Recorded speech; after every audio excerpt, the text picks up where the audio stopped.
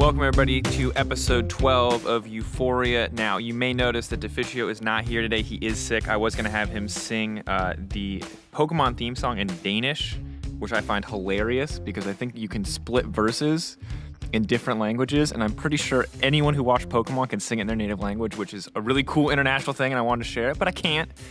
So instead, I'm going to have our special guests today, KaSing and Nisqy, give us their best ASMR attempts. We were joking about it before the start of the cast. Just say some nice, get really close to the mic, give us some nice things. Describe water bubbling into me. Welcome. We're available on YouTube, iTunes, and SoundCloud as the boys get ready. So I want you to describe to me, Nisqy, how to play Casio, but really slow and soft. What skill do you take first? What runes do you take? Okay. So first, you're gonna max. Okay. I gotta do that. Okay, it's okay, KaSing. KaSing, tell me what happened in quarterfinals, but soft and ASMR. We lost.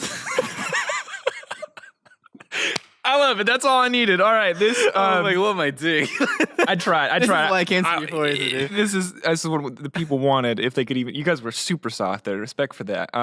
So topics today, we're going to be talking about the finals. We'll talk a little bit about Nisqy more in depth because this is a guy we haven't had on the podcast before. And we'll also be talking about the Gauntlet. Splyce and the Gauntlet specifically will be the main focus. Before we do that, we have a couple of updates now. There's a ton of bets. They're going to be resolved around finals. Keep your eyes open on Twitter and social media platforms to see those. But a couple of weeks ago, during the same time as the Nuke Duck rap came out, we actually resolved the bet with Memento, and this is the result. Hey guys, it's Drakos and Memento. We lost a bet, and we're here to tell you that Denmark is the better country and it's better than Sweden. It's much more superior. Pulsa. Yes. Fox Puls. Kondi. Good. Such a great country. I I wish good. I was from Denmark. Oh, Denmark's the best. Yep. For sure. Denmark! No, this is so cringe, man. It's so horrible. Wow, with the magic of post-production, guys, the people at home just saw that video. They haven't seen it yet, so they don't know how to react, but we'll show them later, and they'll get to appreciate it. The other thing is, this is probably the last episode for this regular season and playoffs, so we kind of commissioned an artist to do something special and make a giant portrait of all the Euphoria bets, done in a very specific theme. And KaSing, you are a part of it, so I'm going to reveal it now to the audience at home as well as to you. We'll see what you think of the artist's interpretation of you. Oh no. I'm not looking forward to it. Wait, I'm being kissed. Oh my god. Yeah, so you may notice you're in the corner right here up next to Rekkles high-fiving Tristana, and that is Odawamnet kissing you on the side of the face. You also look very young here. Yeah. Shout out to the artist. They made you look very adorable. You look especially adorable. Oh my god. That's actually pretty cool. Yeah, so we did the creation of man. So Deficio in this case is God, and I think I'm Adam, and this is the brilliant moment. So famous paintings, taken in EU style. So every single bet of the major bets we've done on here, every caster is on here. Nisqy, I'm sorry we didn't get you on the show while this was getting painted, so you're not. But shout out to the artist. You can check her out, artstation.com/WandaKoon. We might put a link at the bottom of the screen for you guys. But that is the Euphoria painting. We'll share it with the community. Anyone who wants a copy can get a copy to print out at their own printer. We won't do that for you. That's too much money, man. But there you go. This is the great memorable first 2 seasons of Euphoria celebratory painting. That's a pretty sick photo, I'm not gonna lie. Yeah, it's actually quite good. Sorry, painting, no photo. I mean, it's technically a digital painting, I guess. I don't even know. Yeah, I don't know what The to word call it, painting is so I don't know, maybe outdated in this century, this day and age. So honestly, there's that. Before we start talking about the finals, which is, I think, one of the big things on everybody's mind, Nisqy, welcome once again. I'd love to hear a little bit more about you as a player, because I think a lot of people are familiar with you from Fnatic Academy, Envy, and Splyce. People know about this time in your career, because this is when you were much more in the limelight, but where did you start? How did you actually get started in League of Legends? Actually, I started to play in France when I was I think 16 at that time, and I was actually really bad. I was only good mechanically, but I had like no brain, you know. So basically, in France, I was kind of getting the fame because of the streamers, and like I kind of knew everyone of the scene basically, and then I was also mechanically like better than every other mid, you know. So at that time, I was just winning French lands, and then I guess that's where it started because that's where Clay contacted me, Clay, Yeah. and then that's when I went to Fnatic, and that's where it all started for me. So I just played in France, and that's it. Amateur scene coming in. A lot of people are really curious as to how pro players get started. And so you mentioned obviously like your competitive career and rising up and just stomping French lands, but like, how did you get to this point where you were actually like mechanically good?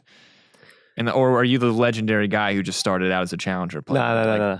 Okay, so basically, I think I started in season 1, or was it? I think it was 1. That was because of my cousin. What champion was coming out right when you started? That's always the easiest way for me to remember. I mean, I remember the first champion that I played, I think was Ashe. Nice It was the tutorial easiest status. champion ever, you know.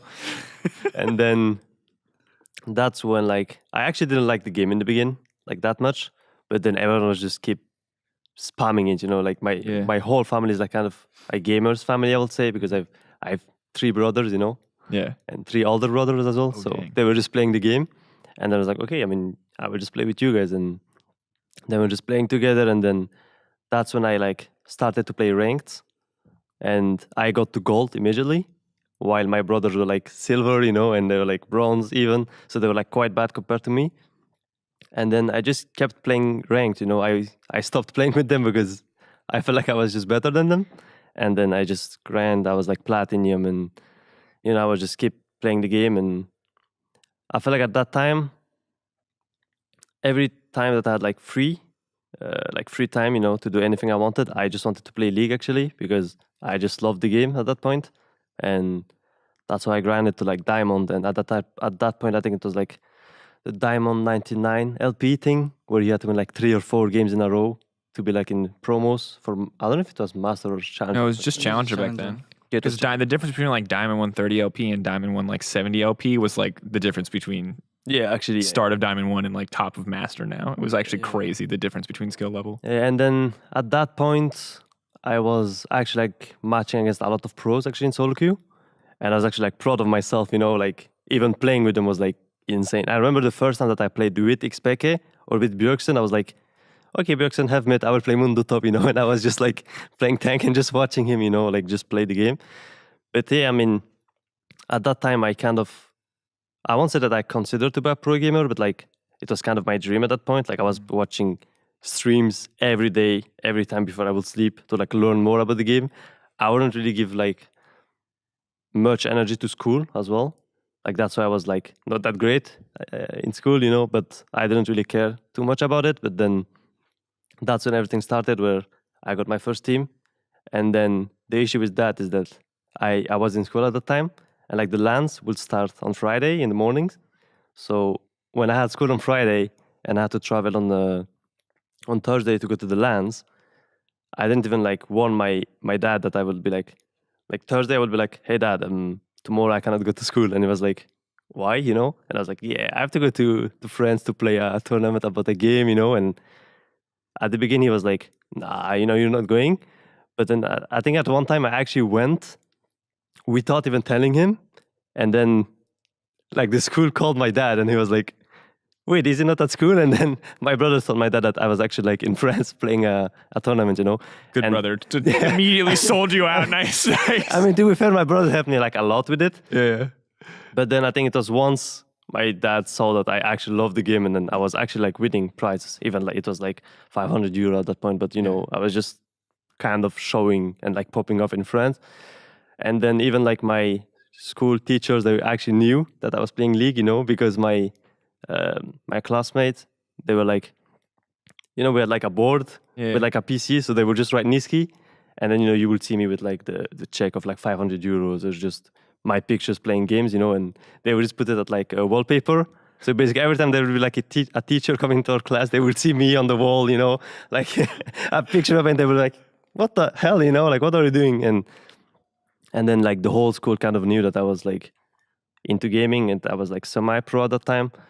And then yeah, I mean every time I was missing on Friday, they were like, okay, looks like he's playing another tournament, and that was fine with them. And I mean, yeah, that was kind of where it all started, I guess. I mean, the hard part was like convincing my parents that I it wanted sounds. to be pro. But you did say that they like eventually started to support you. Like, Yeah. was it after a few tournaments? Was it like a couple years in? Was it around the time when you started joining Fnatic Academy, or was it like in the Melty days? Or Think that when I was back in Melty, it was actually like quite easy because I kind of had a salary at that point. okay, So it was like I still had school at that point, but they were like, okay, if you end this year of school, then we will give you a chance, like a 1 year duration where if you actually like prove that you can be a pro player, then it's fine, But if you fail, then you're gonna go back to school and just study and, be like this. But yeah, I mean, they were kind of supportive also because of my brothers. I mean, it was kind of my brother's dream as well before to like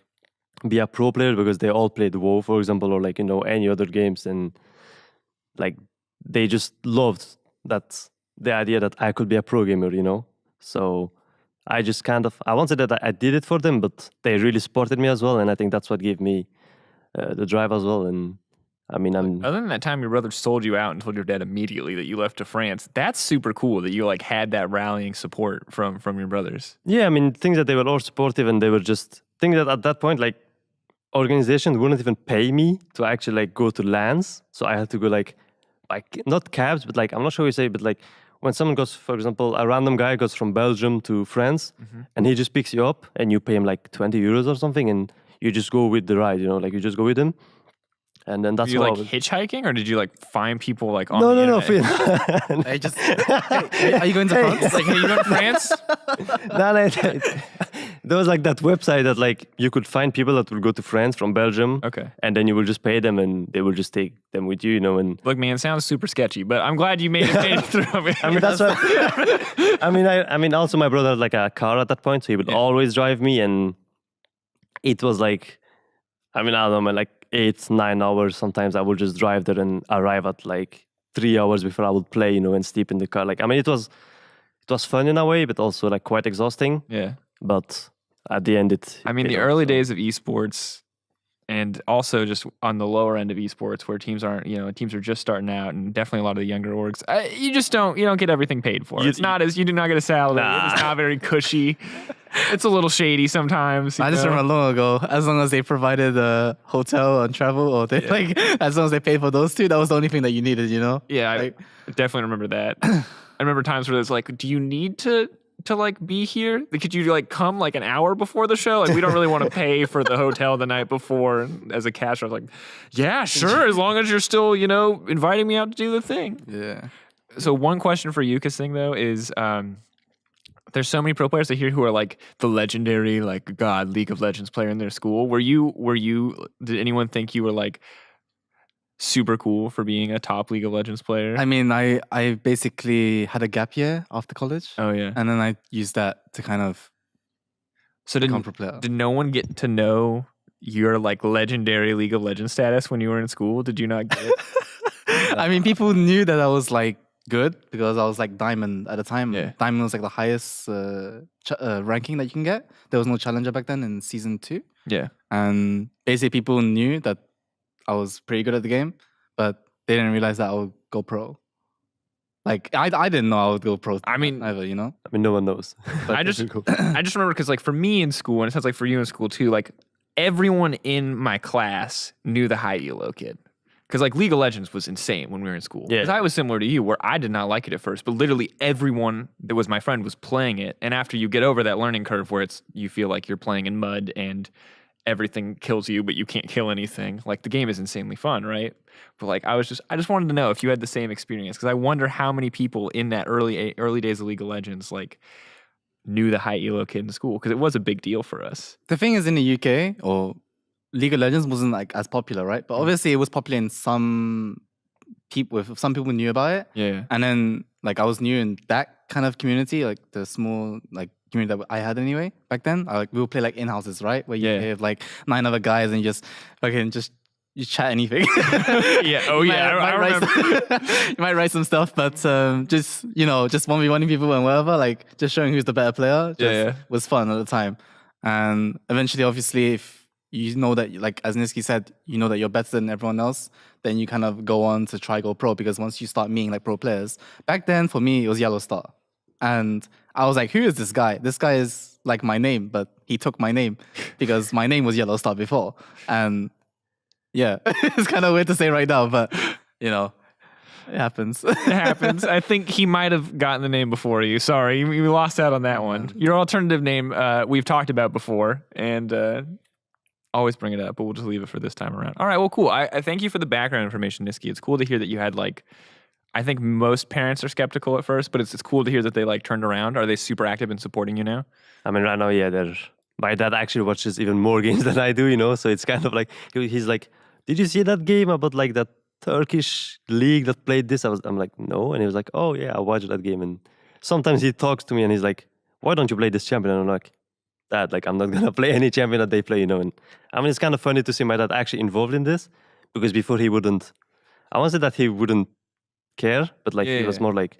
I mean, it's hard to like explain this to people who don't. Yeah, but like in the beginning when I tried to explain it was actually like really, really hard, you know, before he actually like, I mean, I needed my brothers basically to like explain to him. And right now he watches every game, he watches legit. What's the worst champion selection your dad has ever given you? As a final note on this topic, what is the worst thing he's ever been like, why don't you play this? No, I think he's not really suggesting things, but he's like, you know, on Twitter, like I have his Twitter and he's like defending me when people are like flaming me. He's like, dang, dude. He's like, but Nisqy played well, and like, but Nisqy did this because of this, and he's like trying to defend me. Yeah. But he actually doesn't even know that I know his Twitter account, so that's actually quite funny. But yeah, I mean, I feel like he's just supporting me in a way. Dude, I mean, that's awesome though. Like, I mean, he's like, I'd be, oh man, that's just super cool that your dad is like defending you on Twitter. Yeah, the thing is, he's like defending me without telling me that he's defending me. So it's kind of like, that's cool. It's quite cool.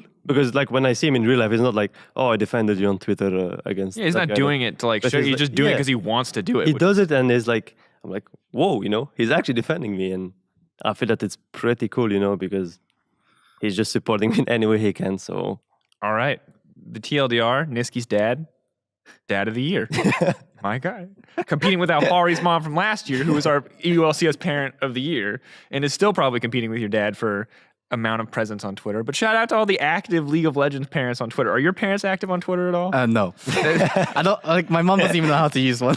Honestly, I'm so glad my mom does not get on Twitter, because she would do the same thing, but like my caster name is obviously just my last name, so people would figure out pretty quickly who my mom was, and I don't want that for anybody, man. The Twitter flame is real. All right, well, thank you, Nisqy, for sharing a little bit about your history. kaSing, when did you first discover Nisqy? Like, when did you first hear about this guy?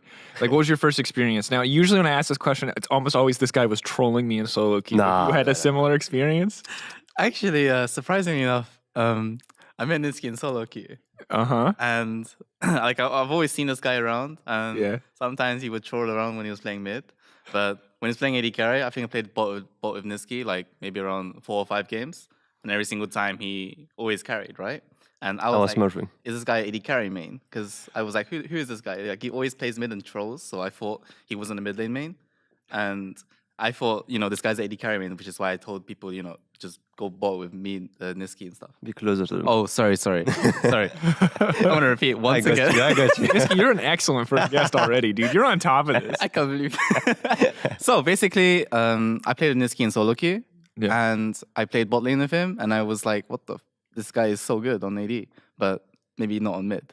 And yeah, I realized that after a while, I felt like I wanted to get to know this guy more, because I felt like, you know, I think at the time it was kind of off season. Yeah. And I was just playing around with random people and friends and stuff. And I thought maybe I'll just play some duos with Nisqy and see how it goes. And then yeah, it went pretty good. Like, I think at that time I was playing like a lot of Zillion. So I'll basically kind of use Nisqy as like my hyper carry, but on mid. So you play like Cassio, Syndra, these kind of champions that can just go in, or Orianna even. So imagine a non-mobility champion that has like 99% speed, even Zoe, right? Like, everyone's everyone's Zoe. But like I said, I think that's how I met Nisqy, and then I felt I was on TS and stuff with him. So then I got to know him more, and I felt like this guy is someone I want to play with in the future. because he just seems like a really nice guy. When was this actually like happening? When was this? Um, Was this like a year ago? Was this like right before the season started? I think it was before you went to Envy. Yeah. I mean, it was like I knew Nisqy before, even when he was in Fnatic Academy, but it was mainly before he went to Envy that I was like talking with Nisqy quite a lot.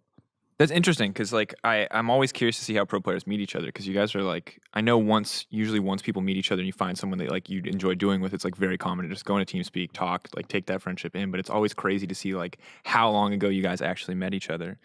Nisqy, you said you were just this mechanically good player and that you were mechanically good but otherwise just like awful. Like what was there a moment for you where you like really started to feel like you were a good player? Like was it in NA? Was it on Fnatic Academy? To be fair, I think it was in Fnatic because that was at that time where I basically to get in Fnatic Academy you had to beat Caps or either like survive against Caps, you know, because every mid that they would like try would get demolished by Caps, you know.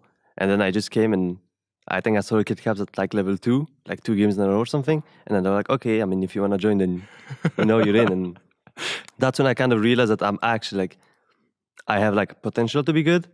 But then I got, I mean, my coach was actually quite good. It's Kubs, that coaches Giants right now.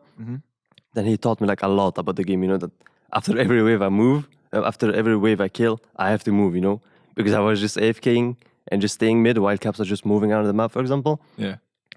But then I just learned a lot from like playing against Caps as well because we scrimmed the LCS team a lot at that time.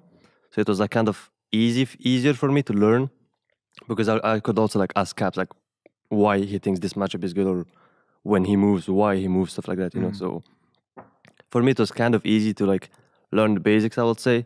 But then for the specifics, like playing side lane and stuff, I still had like no idea, you know, so yeah.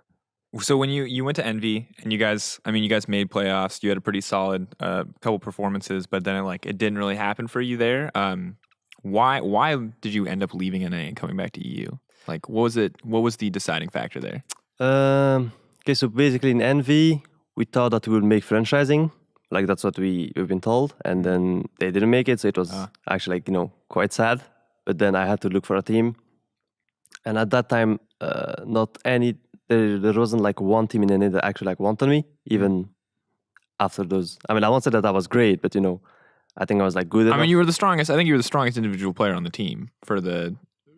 I mean, I would say so, but like things that no one in NA kind of wanted me because I guess they wouldn't take the risk. But then EU teams actually like wanted me, and that's why I was like, okay. I mean, if NA doesn't want me, then I will just go to EU, you know. And at that time, I'm not even sure if I would actually like go back to NA because everything was just so different, you know. It's like their mindset or like they don't try hard as much as in EU, for example, you know. For me, I just wanted the best team because I wanted to make it to Worlds. So that's why I just came to EU and like right now I'm in Splyce. So and here you guys are. And it's been like, despite getting knocked out in quarterfinals, it does feel like it's not the best first year. I know you just look like you're just not having it right now. But I maybe I just shouldn't even try to console you. No, I think honestly that series was rather on us to lose. Like I think Schalke played well, but I think we were the better team for most of the games. But we just weren't able to push our advantage further in order to close out the game.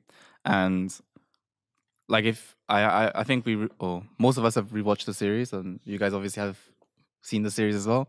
I think it was mainly due to the fact that like scrims is going well in terms of how we played out the game, but on stage on that day, I think it was not as good because of the fact that we just didn't go more or go further. And I think that was more on me because I think on the day I kind of underperformed, even though Otto took a lot of like blame and a lot of like criticism for why he, you know, why he basically so lost the Splyce series. But I think as a team, it was on us to kind of like back him up, you know. And I don't think Otto necessarily played that bad. Like he obviously did not play the greatest, right? Not the best game. But I think we as a team, we didn't also play that good neither. But and I think it kind of sucks to see, you know, all the hate comments on Otto, because I think it was basically me kind of not stepping up in order to make sure that we as Splyce are able to basically close out the game.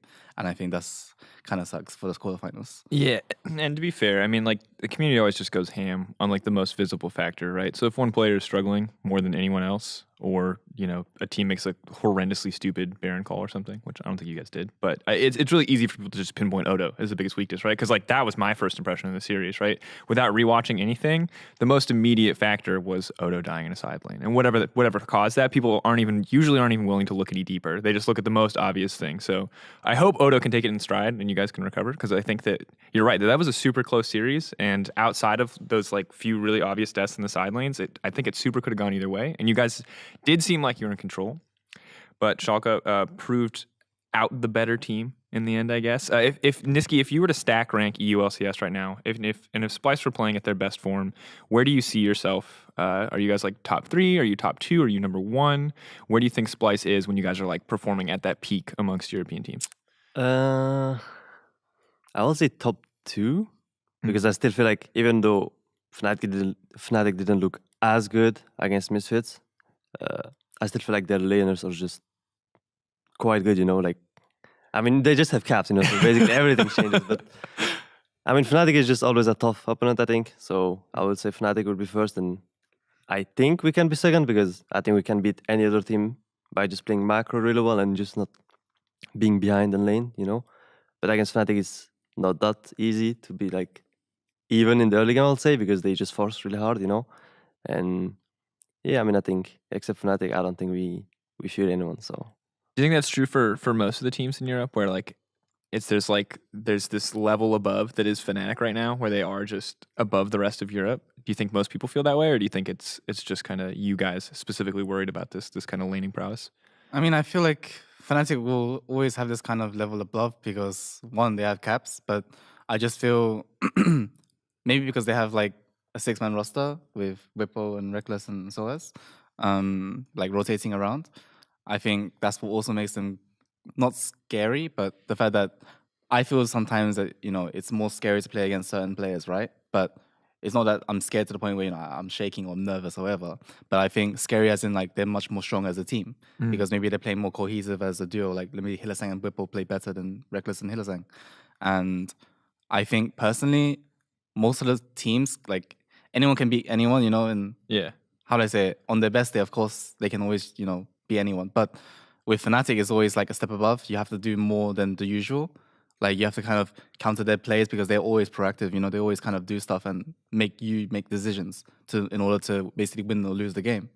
And I think when we are at peak, or when we are at our peak as Splyce, I think we know a lot about how to play out the game and stuff.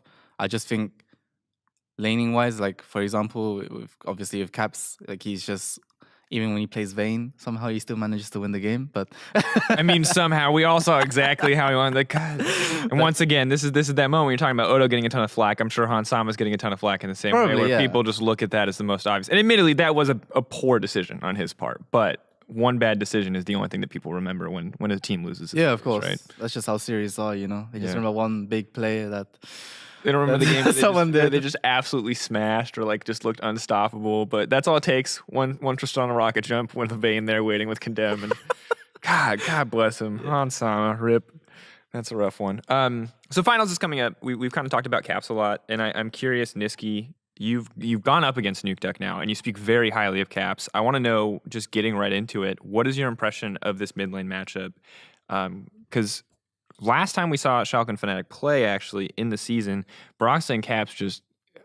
this was the game where Nukeduck was playing Yasuo, and Caps was playing Orianna, and you're like, oh, they're just going to leave him, he's just going to farm. And then Broxah was like mid 3 times in a row, killed him under his tower like twice. So it seems like last time they played, Nukeduck got obliterated. Do you expect it to be kind of a similar story when they play in the finals? I think that with Nukeduck, I feel like it's... I won't say it's currently, but like, for example, against us, he wasn't playing at his best level, I think. But like against, who did they play? I think they played... Who did Schalke play, actually? Then we played Vitality in the semifinals? Is that what you're thinking of? Yeah, I think so. So against Vitality, he was actually like smurfing every game, you know? But I also think that's because DZK was just not playing for lane, you know? But I think against Fnatic, he won't have that space that he had against Vitality. It's the same as against us, like he had no space to make any moves because we will just counter everything he would make, or he will try to do at least. And I think Fnatic are quite good at that. And the issue is that against Fnatic, if you make a mistake, if you're behind, then you can't really do much. If your millionaire is just behind, then Caps will just take over the game. And it's kind of sad too for Schalke because the one time that they almost beat Fnatic in the regular season was that funnel game where they just like AFK'd around Baron for literally 30 seconds. Fnatic took the Baron and won the game. And to me, I'd say most of the impression that I've got from like reading Reddit threads just feels like everyone just believes this is just going to be the Fnatic show, and like people aren't expecting a lot from Schalke. Because do you have like any higher expectations for Schalke? Is this just another Fnatic 3-0 instead of Rekkles on the Tristana? It's going to be Caps getting all the glory. They just continue to dominate.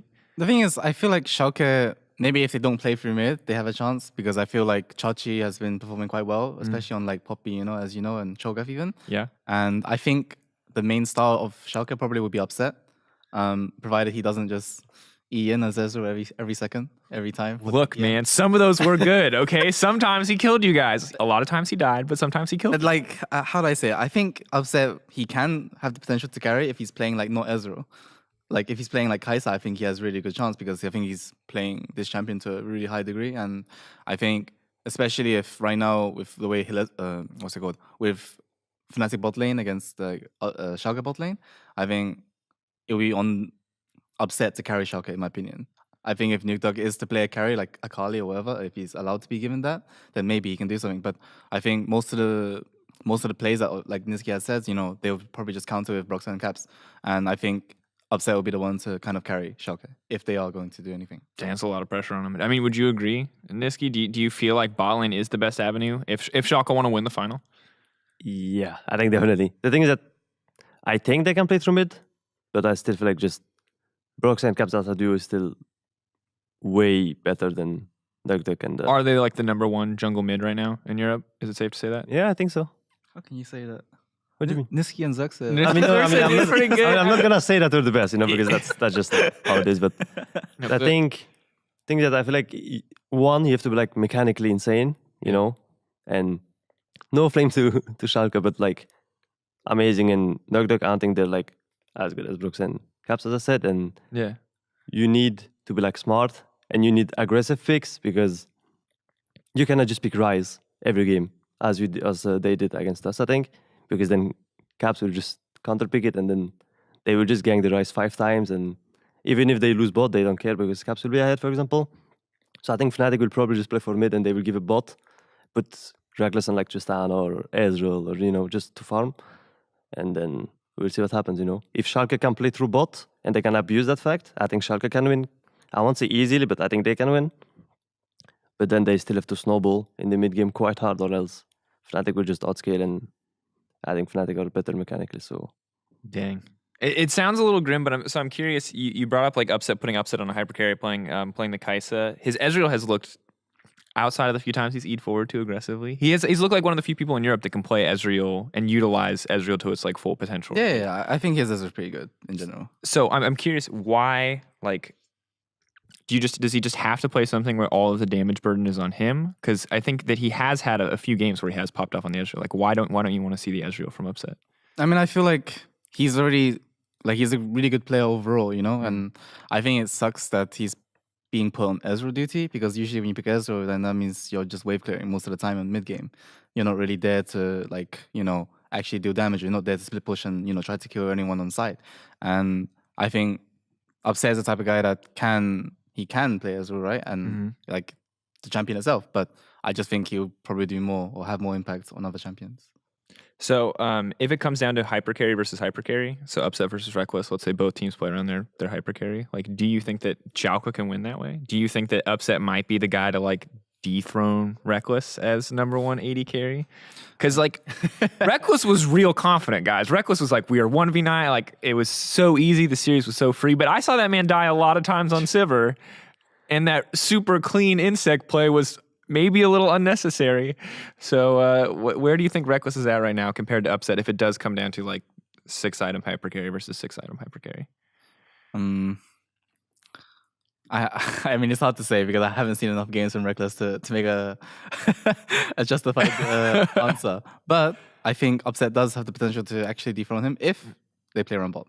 But like I said, enemy has caps, so it's kind of 50-50. Like if Amazing like actually goes bottom, do you think Nuke Duck's gonna like die in lane? Like, do you think yes? I mean, God. I mean, not like I don't think he will. All right, Jesus. I mean, I'm just saying like that's confident. That's like not even like there's no chance. No, I he's mean, gonna get I'm not saying obliterated. that he's gonna die, but I think he will be behind for sure. Yeah. And like the way Nugduck plays is like he freezes the wave usually, and then he makes you either lose CS or forces your jungler to come. Things that with Fnatic, their jungler and support are always there, so it doesn't matter, you know. So I mean, I don't know. I just feel like Schalke just has to make sure that Nugduck just doesn't die. Like give him good vision, give him a good champion that has some mobility. Is there any champion you want to see him on? Like, do you want to put him on I mean, like Galio duty or something? No. I mean, I think Nugduck, I think I saw him on LeBlanc. I think he's actually quite good on it. And it has some mobility, so maybe they should consider that champion. But yeah, I mean, I think Nugduck can actually, like, I would say outplay Caps because he's quite smart as a player. And the only champion I saw him like really shine on was actually LeBlanc. So I think if Nugduck can have LeBlanc, I feel like he's... What game are you thinking of when you talk about? It was against Vitality, I think, when enemy had Galio. Oh, yeah. And like, even against us, like, when he was playing LeBlanc, he was just one-shotting cover, you know, left and right. And like, you couldn't really expect him to come from that side, for example, and stuff like that. So I feel like he's a good assassin player. And I want to see him on assassins, actually, rather than AFK mids, you know, like, I don't want to see him Rise, for example. I want to see him on LeBlanc, on Zed, on... I just don't think he'd ever pick Rise again, because after you picked the Syndra into it, it was very clear that that champion might have some laning weaknesses that, like, things get pretty difficult in that 1v1 matchup. I mean, yeah, but I mean, he died like twice as well, so yeah, that was quite difficult. But yeah, I mean, I still think that, I mean, as I said, I think Nugduck gonna carry and upset on a scaling ADC, and I think that's their way to go. All right, the last matchup I want to talk about is, or just actually player specifically, is Amazing. Now, in your series, I didn't feel like he was that impactful, but he did look really good in the Vitality series for Schalke. Amazing versus Broxah, like, do you just put Amazing back on like Sejuani duty and just have him be non-existent in the early game, or is it just like Skarner every single game you can get it and you just try to like run this guy into the jungle? What do you think is the best way to use this guy right now if you're Schalke? Okay, so one funny story is like before when I was in Fnatic Academy, and we were scrimming the LCS team, Broxah was just better, I will say, than Amazing. You know, he was just like smurfing every game, and I don't know if that's kind of in Amazing's mind right now, or like if he feels that pressure, you know. But Amazing kind of taught like Broxah how to play the game, you know, before. Yeah. So I feel like it's kind of like, ooh, student is becoming yeah, kind of, you know. But oh, that's hype. But I feel like Broxah is actually like. But sometimes when I see Broxah play, I feel like he's playing quite smart. But then sometimes he just. I mean, I remember that like Talia game. Yeah. When he was just like 3 or 4 levels behind. I don't remember against what team it was, but I feel like Amazing is actually smart as well. So it's just gonna be like a mind game, I guess, and we will see. I don't think they will fight that much unless Broxah plays like Elise or something like that, and that just wants to gank everywhere. That would be a throwback. Yeah, that would be insane. But or even Lee Sin, you know. Could we get Amazing Lee Sin versus Broxah Elise? Would that would be insane. The most hype jungle matchup of all time? Where both champions would be useless by 15 minutes, but no one would care because we'd get like the most active early game of all time. I mean, I want to see fighting, I think, between the junglers, not like Sejuani against Rundle and, you know, just AFK farming till something happens. But I actually want to see them fighting. But I want to see them fight too, but do you think it's likely, or do you think they're just going to... I mean, I think if there's one guy that would actually fight, I think it's going to be Broxah probably. Amazing is probably going to be like playing Trundle or, you know, Sejuani and just trying to AFK farm. And maybe Broxah will pull out, you know, the Lee Sin or the Elise or, you know, even Camille. I don't know if he plays it, but, you know, like just an early game jungler and just to give the edge to his team. And I mean, I want to see it too, man. I love aggressive early games, and that feels like somewhere where Fnatic might have the edge. Coming down to it, let's talk predictions. You guys are humoring me. It sounds like a little bit where you're giving Schalke, like, if they play through bot, they can win. But do you think it's going to happen? Like, do you think Schalke can beat Fnatic here, or is this just the Fnatic victory again? I think Schalke have a chance, but maybe it's like, I think it's like 40% chance. Oh, that's actually a lot, no? 40. I was gonna say that's tough for them though. 40%. Oh, so like if you had to predict it in a series, do you? I mean, the thing is, Schalke have like looked better compared to our game when we played against. Oh, for against them sure. in Yeah, the quarterfinals was pretty rough from them. So that's why I feel like they actually have quite good. Well, not 40% is still decent, I would say, against Fnatic. This is mainly due to the fact that I feel like they've kind of improved and resolved like some of the issues that they had before. Like, you know, I wouldn't be giving them 40% if, you know, they kind of showed the same mistakes that they played against us in their series against Vitality. But maybe it was because Vitality were just not playing as good because they were just A-ramming mid as 5. But like I said, I think... To be fair, in Vitality's defense, they mostly built compositions that had to go ARAM mid. So I mean, it was decided in draft what they were going to do. Exactly. They had Poppy support. Kled, like they had Galio, they had to go mid. I guess they literally couldn't go anywhere else. In a way, it's good. But Schalke knew how to counter the ARAM mid. So that makes them quite a good team. But I feel the reason why I give them 40% is that I think if they play through bot, they have a really good chance, in my opinion. But if they don't, then it's a bit harder, but it's still possible. Anything can happen because when Fnatic pick like Vayne mid, then you know you don't expect this. You pick. just can't. Suddenly, 80 carries look at the Vayne and they go, "Oh my god, it's so delicious! I have to rocket jump into it." Yeah, but that's the thing. Is like I feel Schalke still have a chance. It's not like it's completely 3-0 for Fnatic, in my opinion. I think maybe it's even 3-1, 3-2. But is this the kind of series where you think like one of the teams will collapse after like getting swept either way, or do you think both teams are like mentally strong enough, experienced enough not to just collapse after like a tough loss? I mean, I feel like if Fnatic win like 2 games, I think they'll definitely win 3. Okay. That's if they win the first 2. Or if they win 2 in a row. Yeah, I mean, that's pretty tough to come back from in any scenario, losing those first 2 games. Nisqy, how are you feeling? He's giving 40%. You're saying that's high. So do you just see this as like a 3-0 for Fnatic? No. I mean, I think for me, it's just like, if Nuke, holy, actually, we have to talk about that after. It's Nuke.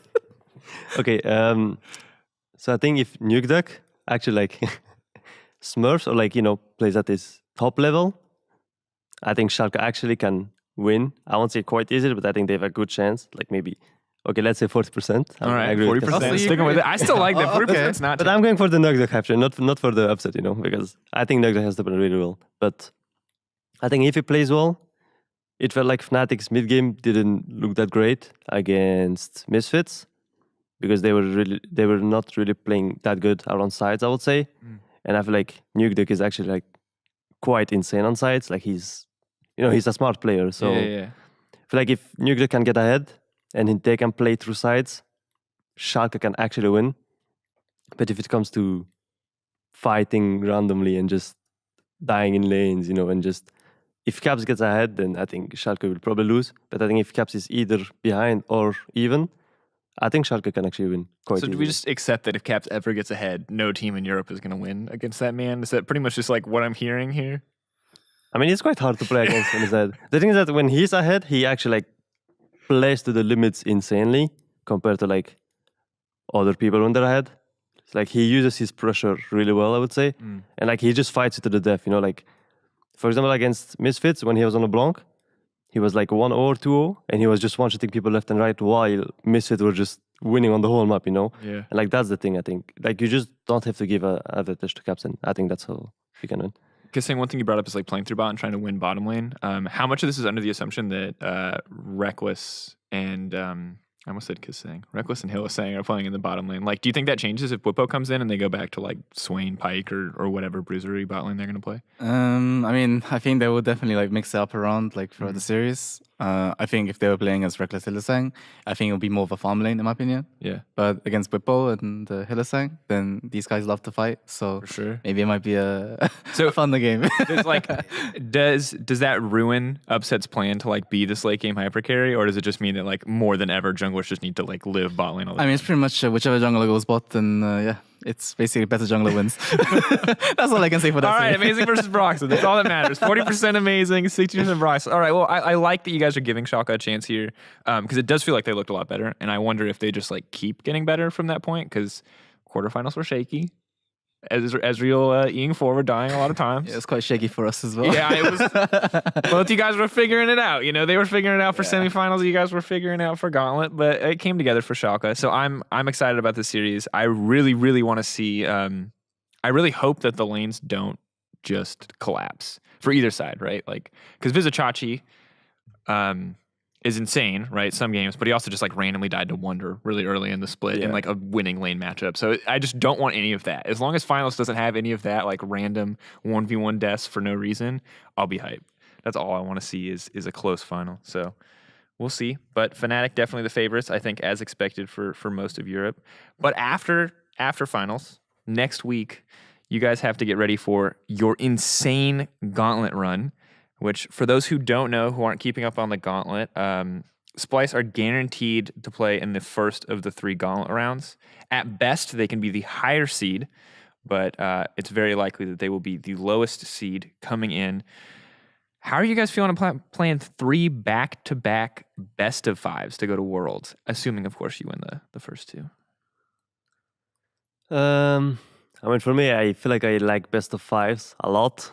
So I don't think that's a problem. That's like an issue for me. But, you know, like the momentum and just like everything around it is just insane, you know. And I like, that's what I like the most. So I think in best of 5s, we can actually like win, even if we have to play like 3 days in a row, you know. It's going to be exhausting for sure. But I think since we lost against Schalke, we kind of have to redeem ourselves. I mean, that's what I feel like at least. And I mean, I'm pretty sure that my whole team just feels like they have to redeem themselves and they will just give it their best, you know. And I mean, it's just 3 days, and then we will go to Worlds if we win the play-ins, I think it's called. Yeah. But Worlds plans, still a part of Worlds. Worlds plans, make it to still have to fight for your chance to get to but the I think we group can. stage. I think it shouldn't be that hard. I think for us, to be fair, like I really think we will beat those teams if we play at our top level, and we shouldn't be scared at all. And I think we should be able to win them. So do you feel like you said you really like best of 5s? You said you're not worried about the 3 days back to back. So do you feel like this format favors you? Like, do you think this is like a good fit for your team and how you guys like to play? I mean, I think it is because, for example, coming into Schalke, we kind of had a lot of plans, I would say, like even like draft-wise, you know.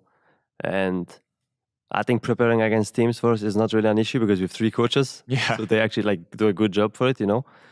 So yeah, I mean, I think best of 5s is definitely better for us, even if you have to play 3 days in a row. I think it's going to be exhausting, as I said, but I think we should be able to win them. And yeah. So like my concern would be at this point then, if you guys are using a lot of that prep and you're prepping a lot for specific teams in terms of how you're going to execute, prepping for 3 different teams over 3 days seems super, super intense. Are you worried about like not having the best prep for each of those teams? Or are you guys just like, coaches, go prep for 3 completely different teams? And like, are you guys ready to have like 8 strategies for every single team you play against? Can you rely on your coaching staff that much? I think I am definitely sure that we will be prepared by the time we do play against whatever team that we play against, right? And I'm sure of this because no matter what, even if we do have to adapt on stage and it doesn't really like, for me, in best of 5s, obviously, even if you do drop 1 game, there's still 4 more games that you can play, or 3 more if you win the other 3. And I think even in our series against like Schalke, maybe we had like 1 draft that was a bit not optimal or suboptimal, but I think most of the time it's like we're able to still find a good plan and, you know, just basically adapt to the situation, right? No matter what in draft that is. And I think by having 3 coaches, it kind of allows you to have more draft plans, not just only, you know, 1 or 2, but rather like maybe 8 or 9. And I think this is why I feel in best of 5s, we are better as Splyce compared to best of 1s. I mean, it does seem like that's where like the preparation and having that good support staff really helps you guys out, as well as having, I think, one of the more veteran lineups when it comes to looking across the teams that are going to be present here. So for anyone who's not up to date, obviously the Gauntlet is not locked yet. The only teams 100% confirmed right now are actually 3 teams. So Misfits, Splyce, and G2. Where you guys get placed is still up in the air. But I'm curious, the teams you could potentially play against is Schalke, G2, Misfits, Vitality. Who is like the scariest opponent right now based on what you've seen so far? Is there anyone that like you know is going to be the biggest challenge right off the bat? I mean, I feel like considering all 3 of those teams, usually before we had like hard time against G2, but after the meta change, it kind of like after we played against G2, like we didn't play them anymore in regular split because we played our 2 games, right? But that was when the meta changed. And ever since then, G2 kind of looked like a different team. They didn't look like the same strong team that was before with, Funnel or just playing like Karma X bot. And it was just really sad sometimes. But like I said, I think G2 before were scary, but I think right now, most likely Misfits will look the other scary one, provided they, basically if it was Misfits, it's like if Handsoma doesn't rocket jump in, then of course he can actually carry, right? He's actually a good AD carry. 100%. So I just think we have to be careful for him mostly. Okay, so a lot of respect being paid to Misfits. If you guys did go up against Schalke, so for context, if Schalke do come in, they will be immediately at the top of the gauntlet, so they would be the big boss if Vitality managed to get second seed. Are you confident? Like, because they did look better in the semifinal. Are you confident you could like run it back and like totally just take this team down? I think our match against Schalke will basically be a rerun of quarterfinals of what should have happened, aka 3-0 or 3-1. What should have happened? But if anything, they would have improved since they've played like semi-finals at the moment, and most likely finals too against Fnatic. So we're going to learn obviously from what they do as well. I can confirm they will have, in fact, played the finals. Sorry. Before the gauntlet. I can 100% confirm that will have happened, assuming that they do in fact show up, which is the only requirement it would take at this point. I mean, that's the thing. It's like if they do play not so good, right? Then we can kind of see, maybe they revert back to their own ways. Or if they do show something new, like picks wise or something, then that'll kind of give us the edge in playing back against them. But of course, we have to reach there first. Yeah, but don't forget that they will look at us as well. I mean, we're gonna play 2 best of 5. I mean, that's true. That's so true. But we're gonna. I mean, it's the same. I was about to ask, I'm so glad you said that because I was literally about to ask, like, is it an advantage to go to the gauntlet early? Which would have been a dumb question because you do have to play 2 best of 5s before you go up against them, which means anything you. The question becomes, can you plan enough strategies that you won't have to put literally everything on the table before the final best of 5? Is that possible? I think it's possible, yeah. But I mean, does it require you just like 3-0ing every team you go into so you don't have to show your full hand? I mean, because you don't really get the luxury, right, in like a game 5 of like saving anything for the next team, right? You have to like put it all on the table. In a way, yes. But in another way, it's still, how do I say it? Even with the idea of them knowing like X counter pick or whatever, it doesn't change the fact that even if like they knew about our Vega counter pick, right? Yeah. In the quarterfinals, as shown in mic check. Regardless of that, I think we still played our champion well. I think we actually had a lead in that game, but again, we might have thrown in mid lane and just died. And I think that was on us. Why we lost. But either way, even if they know the picks or not, a counter pick is still a counter pick. It doesn't change the fact that because they know or not. Yeah. So I do actually want to ask one question because I'm glad you brought that up because I've been since watching the playoffs. I have a theory that Predator is OP. Is Predator OP? Like, I love Predator, because like you saw Jizuki take it on Galio, which was admittedly got him killed at level 2 because he didn't have any tanky stats when Skarner all in him. But it seems just generally super strong. It feels like a free ghost every 2 minutes or whatever. I think that's for me. I feel like on mid champions, if you don't need like the tankiness or if you don't need like combat or electrocute or anything like that, like Predator is just insane because you can just pop it and just move to any lane and you're there in not even 10 seconds. So I mean, I like it a lot, but you cannot use it on every champion, of course. But yeah, I think it should get the. I think it's hype, dude. Predator Vega was my favorite playoff mid lane pick so far. Kassing, do you have any strong opinions on the Keystone having mid laners randomly appear bot lane with their Predator running into you? I mean, I think the worst one for me was when like a Predator Vlad was back then like the most OP thing ever. God, please never again. If you're playing support and you're against a like 4-item, 5-item Vlad, then it's not fun. It's really not fun for you. Oh my god. Bad times. But it's fine. Like now people are just playing like tanks on most top and jungle right now. Yeah, and you're good. You just have to watch out for the one big baddie mid laner and then Yeah, it's true, which is the thing that we got to see in the semifinals, which was absolutely brutal, was how utterly useless Braum is against LeBlanc. I mean, so sometimes she just can't W through you, go through your shield. But I think honestly, we just that series we should have won, but I won't talk too much about it. No, I wasn't even talking about your series. I was actually talking about Caps one-shotting Hansama. Right. I don't know if you saw the clip, but he literally just WW ignites and kills like Yeah, but doesn't hit a that- single other ability. That's just how you get outplayed. You know, there's no counterplay, is there? But like, you're just meant to outplay it. Great champion, Riot Games. We did it. We got it. We nerfed Zoe. We have a different champion now who one-shots people. It's a good time in the old meta. So you talked about 60-40 for finals. What is Splyce's chance of running the gauntlet? How confident are you guys right now? Well, it's a 50% chance because if either we win or we lose. Oh, I see. That's how we calculated our playoff scenarios. So we said we assumed every game was a 50-50. I mean, honestly, I can't say. Like, I really can't say right now. So I mean, like that doesn't sound like you have a ton of confidence in the team, or you just don't feel like you have enough information about who you're playing against. I think it's more about like I don't know who I'm playing against, and it's not that I'm not confident. I am, and I just feel it really depends on what I see from the other teams before I can make a decision. All right. So to round this discussion out, then, what is like the number one thing that you think needs to change between your quarterfinals performance and coming into the gauntlet? Like, what is the biggest thing that you guys are working on right now as a team?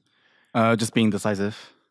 We just have to make sure that we know what we want to do, how we're going to do it, and we're just going to do it. All right. Would you agree, Nisqy? Yeah, and maybe our mid game, because against Schalke, I feel like our mid game was just terrible. You know, like we're doing a lot of wrong things, and just I won't say short calling wise, but I feel like we're not all on the same page as well. We're all doing different stuff, so just being on the same page, playing a better mid game, and I think we should be Proving in a good spot. So what held you back from being decisive in the quarterfinal? Was it just split calls? Was it like people getting emotional? Like what stopped Splyce from being the super decisive team at any stage of the game, not just the mid game?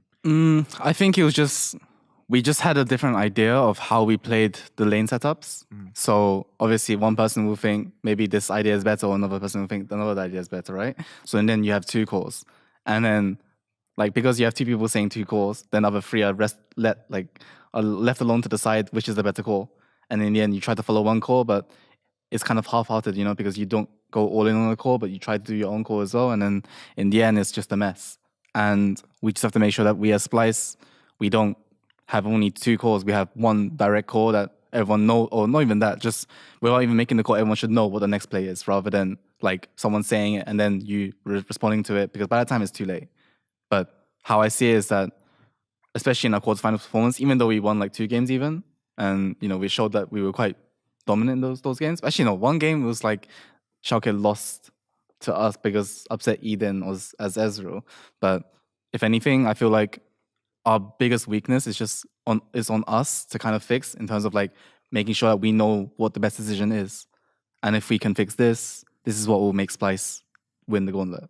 So how close are you to fixing this then? Because that sounds like a pretty big team thing that's like kind of built up over time, and you guys have had some really incredible games, right, where you've just knocked people out of the water. Yeah, I mean, you very much had one of those games versus Schalke. Obviously, the one that most people remember on an international level is the one versus Team Liquid at Rift Rivals, where you guys just utterly crushed them.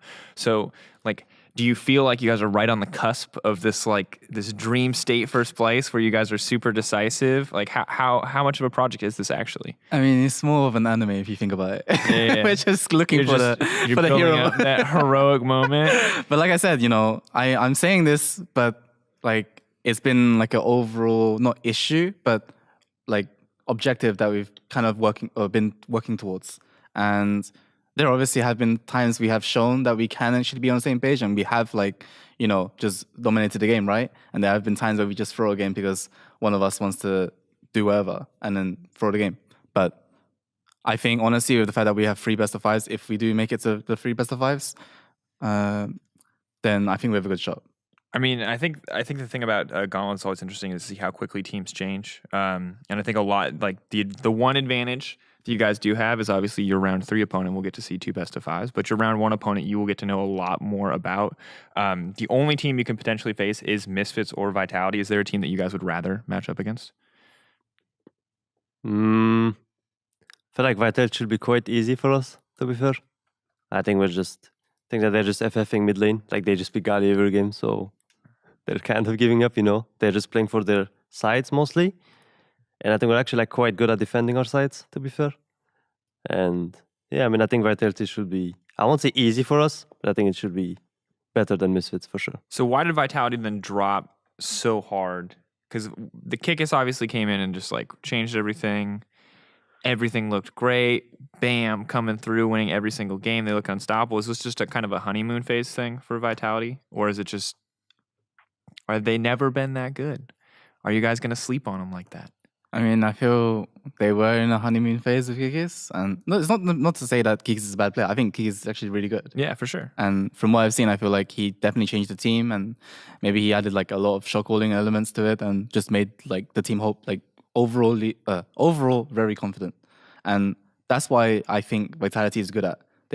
Even if the core is not good or is good, they're all 5 on the same page. And I think that's how Vitality were winning most of the games. So even if there was a bad core, but the fact that 5 of you are going for it makes it a good core. Because the enemies won't expect you to go all 5 go for the bad core. So they've got that decisiveness that you're coveting so much. So, I mean, like if they all 5 decide to go mid and press R, then that's good. Because that's what the comp is and that's the win condition. Which is why I feel is good about Vitality.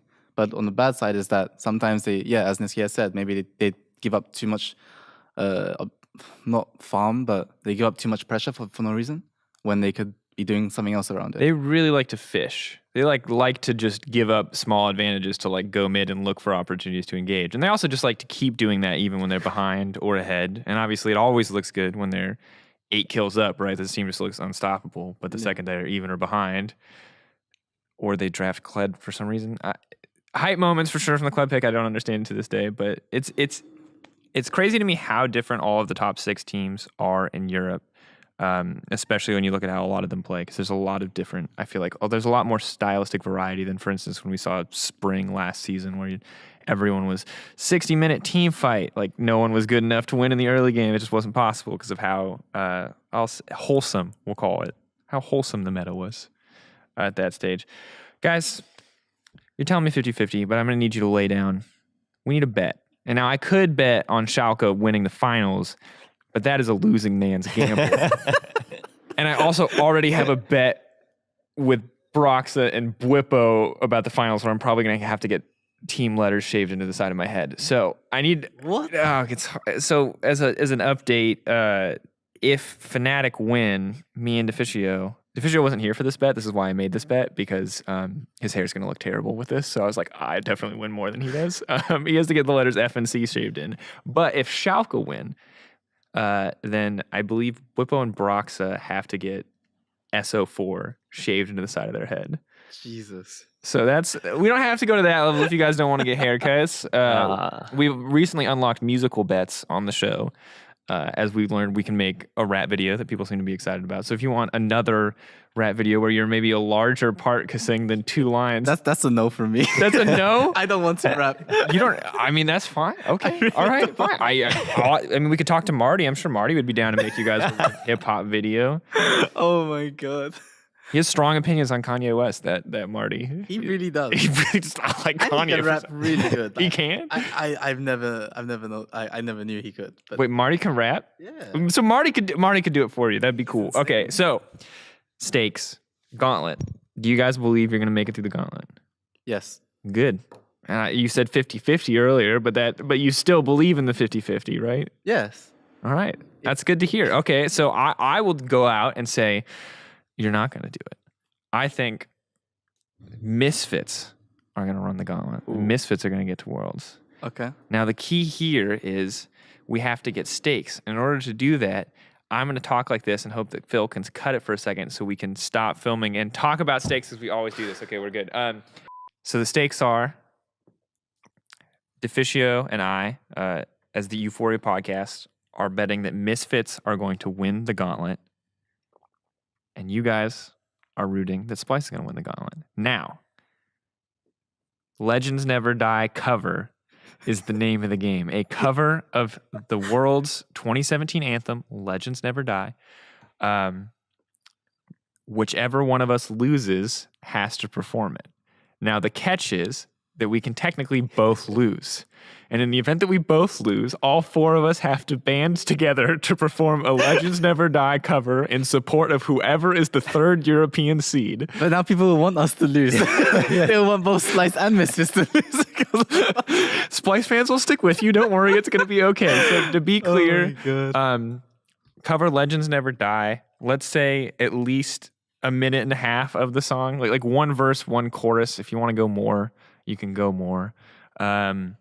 Maybe 2 choruses, because that's obviously the part that people are excited about. Someone has to sing it, and someone has to be musical accompaniment. That is the only rule. What your musical accompaniment is up to you. For instance, I know Martin won't want to sing. I know Martin has no musical ability whatsoever. So my musical accompaniment will probably be a cowbell, but such is life. You, on the other hand, kaSing, can play piano. So Okay, that's your that. And Nisqy, to be clear, if kaSing is playing piano, you're going to sing for this? Yeah. Actually, now that I think about it again, no, I don't want. Oh my god. No, my voice is actually quite insane. You want to give us a sample? No, Nah, save I'm it gonna just keep in the case. surprise, yeah. You keep the surprise for the people. All right, legendary potential voice contestant Nisqy performing "Legends Never Die." So that's the stake. At best for you guys, we make a cover. At best for us, you make a cover, and at worst for both of us, we all band together and make the worst EULCS band ever, or the best, depending on how good Nisqy actually is, or how good you are. I guess you can play piano. I have no idea what I'd have to play. I didn't play for a long time, so we'll see. I think I can still play. I I think. think we figured it out. You'll have like a day to learn the entire song. Yeah, It'll be it's fine. Through the magic of post production, we can add in the appropriate piano sounds when you miss keys. Just play the song itself. You don't need me. I'm just gonna pretend to play the piano. And we're It's just like gonna edit keyboard cat. it in the Oh my god. All right. Well, there it is, gentlemen. Bet for the Gauntlet. We'll see how Deficio feels about this one. He's was pretty unhappy last time I made a bet without him here, but those were the rules. I had to make a Nuke Duck Rat video. He has to sing Legends Never Die. That's how it's gonna be.